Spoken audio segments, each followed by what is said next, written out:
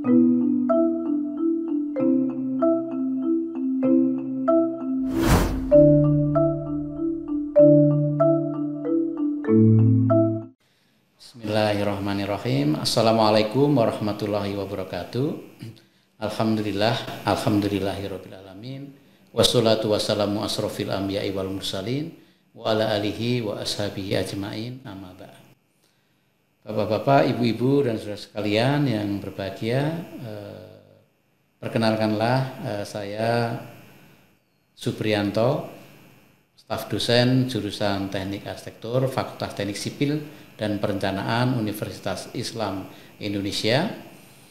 Dalam hal ini akan menyampaikan satu kegiatan pengabdian masyarakat, khususnya di Dusun Melangi yang pada saat ini telah bekerja sama dengan Fakultas Teknik Sipil dan Perencanaan untuk kegiatan pengabdian masyarakat. Adapun judul yang saya angkat adalah perencanaan masjid dengan konstruksi struktur bentang lebar ya. Jadi ini salah satu cabang dari perencanaan ya. Jadi perencanaan bangunan itu banyak sekali ya. Ini saya khususkan untuk merencanakan masjid. Nah, di zaman Nabi memang Masjid Nabawi yang sekarang cukup megah itu ya. Mungkin di slide saya tunjukkan awalnya bangunan yang sederhana yang digunakan untuk tempat sholat dan di sekitarnya bisa digunakan untuk kegiatan muamaliyah yang lain. Dari model yang dibuat ya ada Masjid Nabawi ini sekarang sudah banyak ya dan diperlebar ya, kolom-kolomnya cukup banyak ya. Yang kolom-kolom ini ya kadang-kadang mengganggu dalam tanda petik ya untuk kegiatan kita sholat berjamaah ya. Sebelum nanti saya membahas tentang bentang lebar, mungkin kita bisa melihat perkembangan masjid dan tipologi masjid ya. Banyak ya masjid-masjid yang berkembang ya, tipenya, modelnya dan sebagainya, baik yang tipe dari Iran atau Turki atau tipe-tipe negara kita di negara Nusantara atau di Cina ya. Itu banyak masjid itu langgamnya itu menyesuaikan dengan perkembangan zaman yang ada ya. Ada juga yang masjid-masjid modern yang didesain kadang-kadang tidak menunjukkan bahwa itu masjid itu ya kelihatannya ya, tapi fungsinya tetap tempat beribadah ya. Nah, untuk yang akan saya soroti ini tentang tipologi masjid, tentang strukturnya ya. Jadi sistem struktur ya yang ditonjolkan di dalam masjid berbentang lebar itu seperti apa. Nah, ini yang Masjid Patok Negoro Melangi ya, yang terletak di Dusun Melangi, Kelurahan Nogotirto, yang bapak-bapak mungkin tinggal di daerah ini juga sangat familiar ya, di Kecamatan Gamping, Kabupaten Sleman ya. Masjid ini pertama kali dibangun tahun 1758 ya oleh Kiai Nuriman ya, dan sekarang berkembang yang dan direhab, diperbarui dan sebagainya. Ini ada 5 masjid Patok Negoro yang dibuat di daerah istimewa Yogyakarta ini ya. Kalau yang ini Masjid Keraton ya, saya kira sudah cukup paham semuanya, Masjid Besar Kauman atau Masjid Gede Kauman ya. Secara arsitektural sangat indah gitu ya, dengan filosofi yang dalam juga ya. Nah, kalau kita lihat interiornya ya, mungkin juga menggunakan struktur tradisional Jawa ya, dengan atap joglo, kemudian ada beberapa kolom-kolom yang di tengah ya. Di luar penuh dengan ornamen karena memang ya ini menunjukkan dunia yang penuh dengan warna. Sedangkan nanti di dalam masjid itu ornamen dan warna-warnanya sangat minim ya, untuk bisa berkonsentrasi untuk beribadah. Nah, untuk bangunan-bangunan kita banyak yang menggunakan kolom-kolom di tengah, yang ini sebenarnya bisa mengganggu sedikit soft sholat gitu ya. Nah, ada tiang di masjid ini ada beberapa ya, hukum sholat di antara 2 tiang ya. dari Ibnu Umar radhiyallahu an, Nabi Shallallahu alaihi wasallam bersabda yang artinya barang siapa yang menyambung shaf, Allah akan menyambungnya, dan siapa yang memutus shaf, Allah taala akan memutuskannya ya. Oleh karena itu ya kalau bisa shaf itu bersambung ya, rapat gitu, jangan sampai terputus ya, atau mungkin ada yang luang gitu ya. Nah, kalau ada kolomnya ini juga jadi masalah juga gitu ya. Nah, untuk mengatasi hal tersebut ya, ini ada beberapa pendapat ya. Untuk Syekh Ibnu Utsmainin pernah ditanya tentang hukum sholat di antara tiang ya, maka beliau menjawab bahwa sholat di antara tiang itu hukumnya boleh ya jika ruangan masjid itu terbatas. Namun apabila kondisinya luas maka tidak boleh sholat di antara tiang ya, karena hal tersebut memutus shaf sholat ya berjamaah ya. Kemudian ada juga solusi ya, yang pertama jika jarak antar tiang itu panjang, misalnya tiang pertama mendekati ujung kanan, ujung kiri, maka shaf sholat berjamaah itu bisa di ujungnya jangan sampai terputus ya, atau pindah di belakang. Yang kedua, jika jarak antar tiang itu pendek, maka semua jamaah mundur ke shaf belakangnya gitu ya. Nah, jika masjidnya sempit ya sehingga semua bagian masjid harus diisi jamaah ya, diperbolehkan juga sholat berjamaah di antara shaf untuk karena ya keperluan tertentu gitu ya. Baik, oleh karena itu untuk menghilangkan shaf-shaf sholat dari tiang-tiang itu, maka digunakan bentangan-bentangan lebar ya, sehingga tidak ada kolom yang di tengah ya. Ini beberapa contoh masjid yang kubah itu juga untuk mendapatkan bentangan yang lebar misalnya, atau mungkin hal lain ya dengan konstruksi baja dan sebagainya, sehingga di tengah ini tidak ada kolom ya, sehingga shaf itu bisa menyambung ya. Nah, banyak masjid-masjid yang besar gitu ya, atau bentangannya cukup lebar, ini menggunakan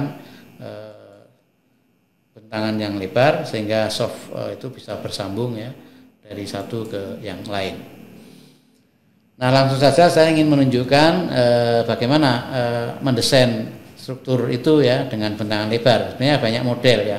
Untuk bentangan lebar itu ada 5 macam jenis, yaitu yang pertama shell structure, folded structure, truss 3D dan 2D ya. Kemudian cable, end-net ya, dan membran. Jadi ada struktur cangkang yang pertama ya, atau shell structure ya, seperti ya kalau ini gedung MPR DPR gitu ya.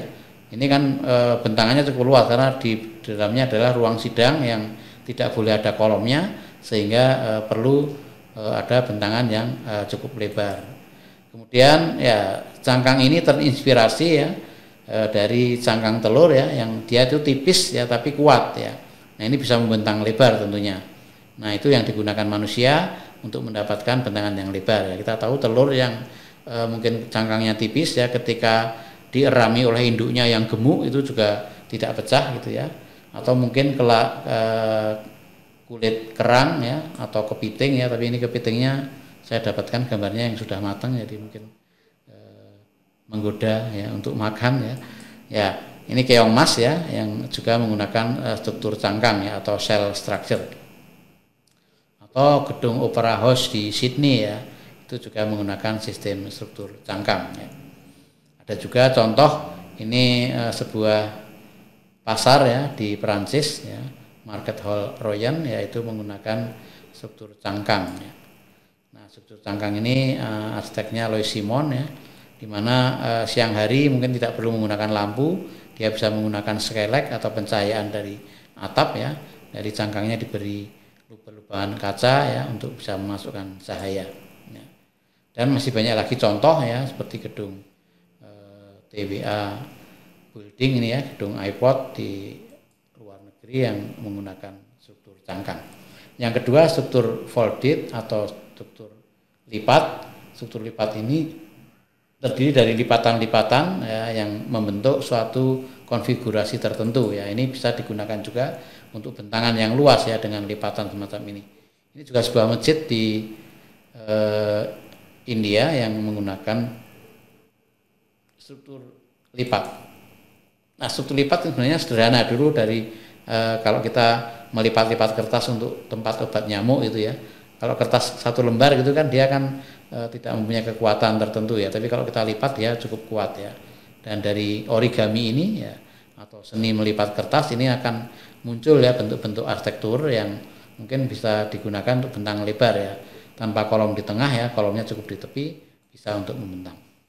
Nah, dalam praktek ini sebuah masjid yang menggunakan bentang lebar juga dengan struktur lipat, ini masjid negara di Malaysia yang itu menggunakan struktur lipat ya. Di dalam kompleks masjid ini ya, kalau kita lihat dari Google Earth misalnya, ada 3 macam struktur lipat. Yang pertama untuk ruang ibadah utama ya, kemudian ada makam ini di belakang yang warna putih, ini juga struktur lipat, dan hall ini juga menggunakan struktur lipat. Nah, ketiganya agak di perbedaannya, kalau yang struktur lipat yang makam ini ditumpuk oleh umpak ya langsung ke pondasi. Kalau yang untuk struktur di bangunan utama tempat ibadah ini lipatnya didukung oleh kolom-kolom ya. Jadi kita lihat ini struktur lipat yang bangunan utama, ini ada kolom-kolom menyangga dari ring bulk yang mengelilingi struktur lipat itu. Kalau yang di hall ini digunakan struktur lipat yang memanjang. Ada juga struktur lipat yang besar lipatannya ya. Ini satu masjid juga ya. Ada 4 minaretnya, kemudian ini bagian dalamnya, interiornya yang juga bentangannya cukup lebar. Kemudian yang ketiga sistem rangka ya. Rangka ini ada 2 dimensi dan 3 dimensi ya. Ini bisa biasanya menggunakan konstruksi baja ya. Jadi kalau pengen bentang lebar, masjid pun juga bisa demikian. Kalau mungkin punya satu lapangan ya, sholat id biar nggak kehujanan, bisa kita gunakan bentang lebar semacam ini ya. Jadi tanpa terputus softnya oleh kolom-kolom, bisa menggunakan 2 dimensi atau 3 dimensi ya, atau rangka ruang. Yang ini 3 dimensi ya, jadi 3 dimensi. Biasanya untuk hanggar pesawat memang karena sayap pesawat yang cukup lebar ini memungkinkan untuk bisa untuk parkir pesawat gitu ya. Kemudian yang keempat kabel dan jejaring ya, ini juga bisa digunakan untuk bentang lebar. Ini contohnya Jeddah Airport ya. Jadi menggunakan kabel dan tenda, ini ada tiang-tiang untuk penyangganya ya, ini digunakan ya untuk bentangan yang cukup lebar juga. Atau ini sebuah stadion ya di Munich ya. Yang terakhir untuk bangunan bentang lebar ini bisa menggunakan bahan beton, baja atau kayu ya, atau mungkin bambu ya. Itu masuk yang C ya. Yang pertama untuk yang beton ini contohnya ya, bangunan dengan bentang lebar. Kemudian untuk yang baja ya, ini banyak yang digunakan karena baja itu juga dari kekuatan materialnya sendiri memungkinkan untuk bentangan yang lebar. Atau bajanya dibuat monoprofil ya, baja tunggal ya, tidak rangka. Ini ada sebuah lapangan pacuan kuda gitu ya, itu bisa juga ya, tanpa kolom di tengah dengan konstruksi baja.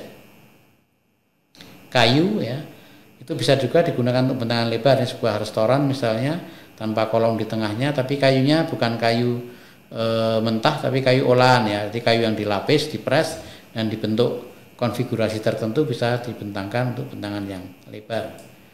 Jadi banyak ya, kolam renang misalnya ya, ini juga menggunakan konstruksi kayu atapnya ya, karena kolam renang juga nggak boleh ada kolom-kolom ya, karena akan mengganggu. Kalau renang harus belok-belok nanti kalau ada kolomnya ya, ya harus lurus ya. Dan banyak lagi contoh ya, konstruksi kayu bisa digunakan untuk bentangan-bentangan lebar ya. Ini. Kemudian yang paling akhir ini material bambu ya. Bambu ini juga bisa kita gunakan. Kita negara yang kaya akan bambu, macam-macam bambu bisa kita gunakan untuk bangunan bentangan lebar. Ini contoh di kampus OBI ya di Bandung, itu ada bangunan semacam ini ya. Bentangannya cukup lebar, bisa untuk kegiatan teater misalnya gitu ya, untuk penontonnya di lantai 2. Nah, cara mengolah bambunya ini yang perlu kreativitas dan inovasi-inovasi tertentu ya. Kalau satu bambu mungkin nggak cukup untuk kolom ya, bisa 4 bambu langsung digabungkan ya untuk menjadi kolom ya. Kemudian umpaknya kita berikan beton ya, karena mungkin bambu ini nggak tahan terhadap tanah ya, atau dimakan rayap ya, mungkin bisa kita gunakan umpak. Ya, baik, saya kira itu beberapa contoh ya konstruksi bambu bisa kita gunakan untuk bangunan yang bentang lebar.